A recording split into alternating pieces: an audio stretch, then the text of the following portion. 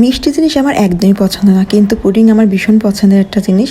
তো আজকে আমি 2টা ডিম আর এখানে চিনি নিয়ে নিলাম পুডিং বানানোর জন্য। তো এটা খুব সুন্দরভাবে ফাটিয়ে নিতে হবে, যেহেতু এটা ফাটানোর উপরেই কিন্তু পুডিংটা খুব সুন্দরভাবে হয়।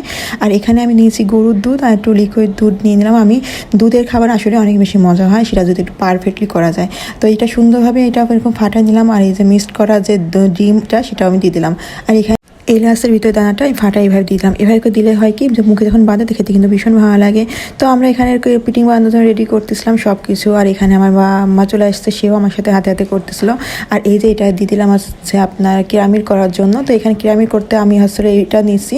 এখানে কিন্তু করলে পুডিংয়ের সাইজটা বেশ ভালো হয়। তো আমি এই সিলভারের বাটিতে সবসময় করি, তো এটাতেই আর করবো।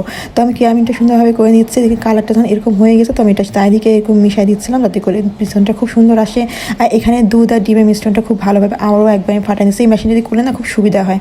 সবচেয়ে ব্লেন্ডারে করা যায়, কিন্তু ব্লেন্ডারে আমার মনে হয় বেশি ফেনা ফেনা হয়ে যায়, তো ভালো লাগে না, যার জন্য আমি এটা দিয়ে করি। তো এখানে আমি একটু সেঁকে নিলাম, যে রেলাসের যে দানাগুলো ছিল সেগুলো পড়ে গেল।